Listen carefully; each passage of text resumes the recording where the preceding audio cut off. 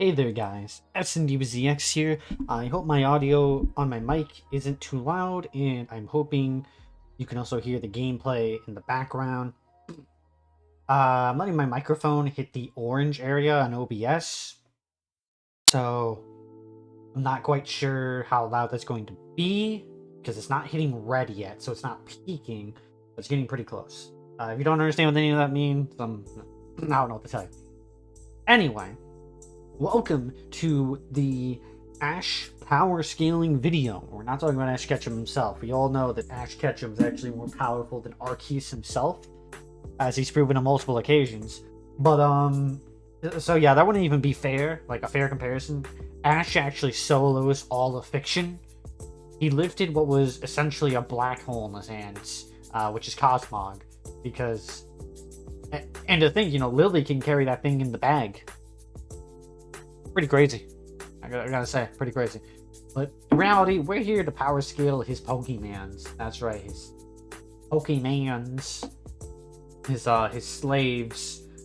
First one on our list here, and I don't have like I'm not showing you my screen, so we're just gonna have some images pop up, and maybe I'll do a little bit of editing. Who knows? Depends how lazy I am. Cubone, Ash's Cubone. And by the way, if you haven't noticed yet, by the thumbnail, we're talking about the Ash from my series, Competent Ash. Cubone's pretty self-explanatory. This thing wasn't even away from its mother when Ash caught it, because its mother was killed. Classic Team Rocket stunts. Would it be Team Rocket without a dead Marowak or two, am I right? Anyway, this Pokemon was extremely low-leveled and wasn't even ready to battle when Ash got it. He forcefully trained it, and not in a rude way, he just kind of rushed its development a little bit to be combat ready. Now, this doesn't mean it's ready to take on the Pokemon League or like a gym or anything like that.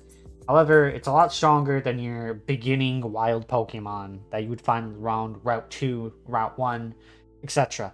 It would kick their ass. That was my phone. iPhone, prefer you didn't do that. Okay, thanks. Moving on. And second to last place, because we're going from bottom to the top, is Paris. Now, Paris is an interesting case. Ash caught Paris pretty early on in his journey at Mount Moon. However, Ash hasn't had many opportunities to use Paris. Every time Paris was swapped on his party, he really didn't find any opponents suitable for it. And not to mention, as a species, Paris is pretty weak. So, unfortunately, Paris just has not had any time to shine. Moving on next is Porygon.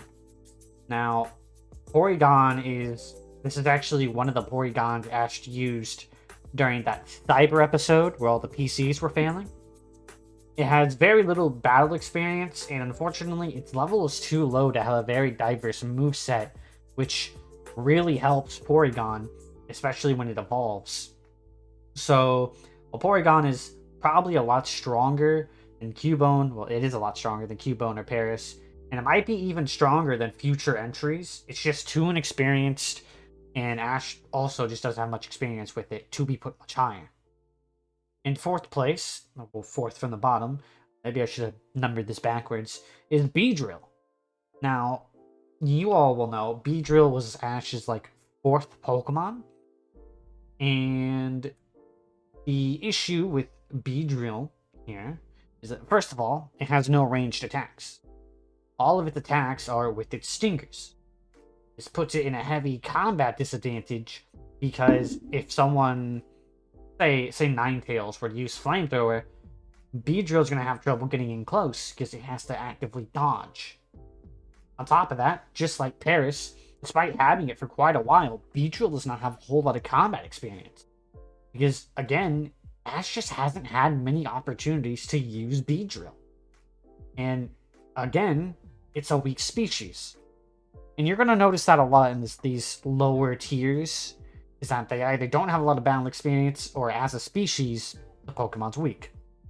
Of course, its species isn't everything, but it is a, how do we say, common denominator. It's a factor that's taking place. Okay, I can English. Next up, and this might surprise a lot of you, fifth from the bottom, Squirtle. Now, to put bluntly and make this quick, Squirtle is not as strong as any of his other water types, and thus I just cannot put him that high in the list. Speaking of other water types, next is Krabby. His Krabby is better than Squirtle pretty much every way. It's stronger than Squirtle, it's more sturdy than Squirtle, despite Squirtle having a shell. Krabby can use Harden. It's a higher level than Squirtle. It has a better water type attack than Squirtle. Unfortunately, though, it's not as agile. It is faster. However, Squirtle can likely jump around. He can roll on his shell, and all Krabby can do is run on his 6 legs? 4 legs? I don't remember how many legs Krabby has. So, yeah, 5 and 6 go to Squirtle and Krabby in that order. Next, we have Butterfree. And Butterfree, this is where we start getting to the like mid-tier Pokemon that are really hard to, place. We have 18 spots on this list. And I guess I should also mention right here that we're not mentioning all of Ash's Pokemon that he caught in the Safari Zone. For example, Poliwag and Poliwhirl. We're not going to mention them. We're only going to mention Poliwrath, which we will get to towards the end of the list. A Butterfree, it has a lot of versatility, and it has a lot of battling experience. Butterfree was the reason Ash was able to beat Sabrina, after all. But the issue with Butterfree is that, just like Beedrill and a lot of the people up until this point, Butterfree's species just is not that strong. It's not a very top-tier Pokemon. It's meant for beginning trainers, and beginning trainers drop them down for a reason. Of course, a good trainer can make very good use of Butterfree, and Ash can do that. However, compared to other Pokemon Ash has, Butterfree just ain't that. But on the plus hand, the bright side, Ash does have pink Butterfree. After Butterfree, we have Ivysaur. Ivysaur is decently strong, it has a decent moveset, and its species is also decent, but he's just that. Ivysaur is just decent. There's nothing truly special about Ivysaur, even though he's most definitely one of, if not his strongest Pokemon. And I should also mention now, because I realize I've made a mistake, I forgot to mention to put Oddish on this list. But since Ivysaur is here at number 8, you guys can decide yourself where you think Oddish would be. I'll let you discuss that down below if you really want to.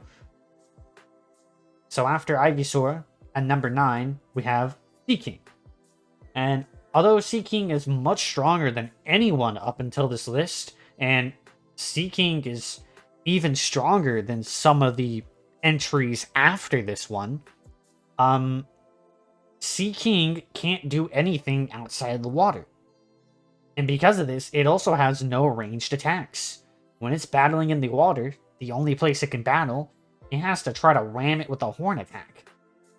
On top of this, Seaking has no experience battling with Ash, and Ash has no experience battling with it. Thus, if Ash were to use Seaking, he'd probably lose. Now, does this mean Seaking is useless? No. It's very well possible Ash could train up Seaking, or if there's like a water field, he could use Seaking. But just due to the weaknesses of the Pokemon, he just ain't that. He cannot be placed much higher due to its poor versatility. And to back this up, next is Seadra. Not even the evolution to Seadra, Kingdra, just Seadra. Seadra is weaker than Seaking, but not only does it have ranged attacks, it can operate on land. Now, it's not very fast on land because it has to bounce around, but that's still better than Seaking. At number 11, we have Rhyhorn. Very strong and very sturdy, but it has no ranged attacks, and it has no experience with Ash. Thus, we can't play it much higher than 11. And now that we're in spot number 12, you're going to be recognizing some of the big hitters. Because if you guys are thinking of, main battlers, then, this is that spot. We have Pidgeotto. Now, Ash considers Pidgeotto his actual starter. And he doesn't hate Raichu, but, well, we have to look through the facts. Pidgeotto has more experience than any other one of his Pokemon. It was his first capture, and it was his first Pokemon he battled with before Pikachu. Pidgeotto's flight gives an advantage over many Pokemon on this list. However, Pidgeotto's species just isn't that strong. Now, if it were to evolve to Pidgeot, it could very likely make it to the top of this list. However, it's not a Pidgeot, it's Pidgeotto. It still has a little bit of ways to go before reaching that Pidgeot level. Speaking of evolution, next is Ninetales / Raichu at spot 13. And I'm putting them in the same place because they're essentially the same when it comes to power. Ninetales is a little stronger than Raichu, but Raichu has the speed advantage. I would also say that Raichu has a more tricky moveset, while Ninetales has a lot more raw power with its flamethrower. The only two differences between these two are really just their species and their typing. But they're really, I would say, too closely ranked to be put together. Now, you guys can discuss down below whether you think Raichu or Ninetales would win. I personally think Raichu would win the fight because Ash has a lot more experience with Raichu. And now that Raichu has evolved, it's gained a mental amp. It's no longer depressed. So, that's just my opinion. Feel free to disagree. At number 14, we have Dragonair. Now, Dragonair has no experience with Ash. However, Dragonairs are pretty strong. And while it's still far from a Dragonite, the Dragon typing is also very strong. There are very few Ice or Fairy types in the Kanto region. The Dragonair is kind of uncontested since it resists so many types. And that's why Dragonair is at number 14, just because the Dragon type is so powerful, especially in the earlier regions. At number 15, we have Nidoqueen. Now, Nidoqueen has no experience with Ash. However, unlike most of the Safari Pokemon, it's very friendly and takes over Pidgeotto's motherly role when Pidgeotto isn't around. It's extremely sturdy, has a large move pool, and also packs quite the punch. While we haven't been revealed what Nidoqueen's move pool is, there is a large amount of moves that Ash could hypothetically teach it. At number 16, though, we have Gyarados, which is kind of like the old polar opposite of Nidoqueen. However, I do think Gyarados is stronger than Nidoqueen.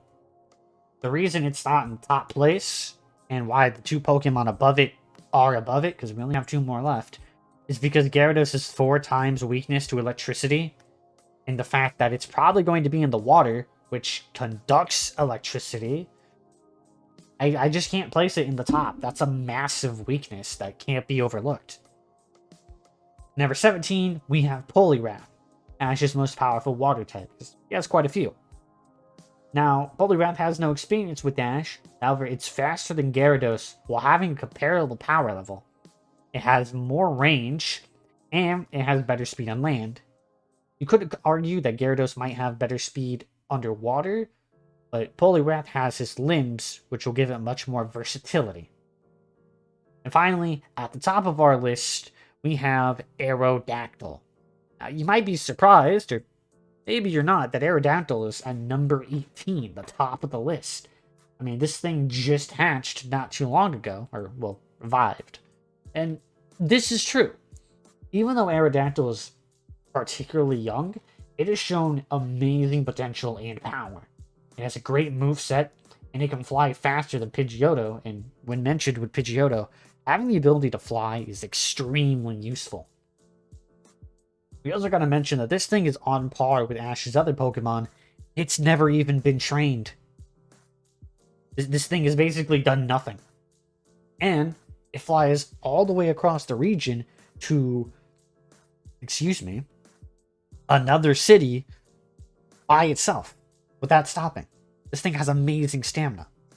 Like, Aerodactyl, if I had to place it, might be on par or stronger or maybe a little bit weaker, but it's around the power level of Ash's Charizard in canon.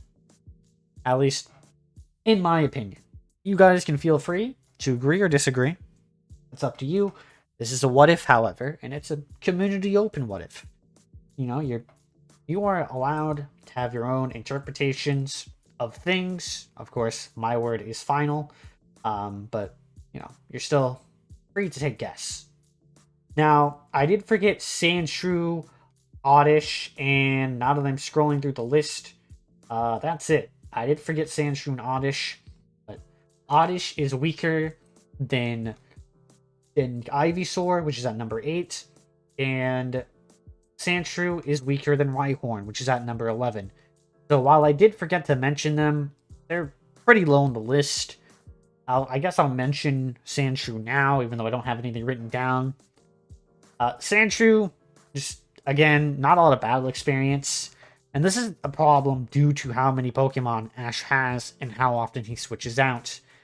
Because he hasn't really stopped to train. I mean, he stops and trains every day, but he has not stopped and had a massive training session. He'll be able to do that when the Pokemon League comes around. He's been trying to switch around his Pokemon and give them all experience in time to grow. However, this is detrimental to some Pokemon. For example, Sandshrew was really great against Lieutenant Surge. However, he wasn't very great against Erica. And if I remember correctly, he had Sandshrew on him when he arrived at Erica's. You know, that's kind of unfortunate. So, that has been all of Competent Ash's Pokemon, aside from the irrelevant ones, like his Poliwhirls, his Dratini, his Nidoran females, his Nidorina, things like that he caught in the Safari Zone. This is it. This is all of them. Power scaled, ranked. I'm going to put up screen right now, showing you the list in words, not in picture, of all of his Pokemon and what I think their ranking is. Tell me if you agree, if you disagree, or if you think one of my points is invalid. Again, rather open on this one. And I am working on part 9. I know some of you have said I need to take my time due to my depression. That's not true, though. That is incorrect.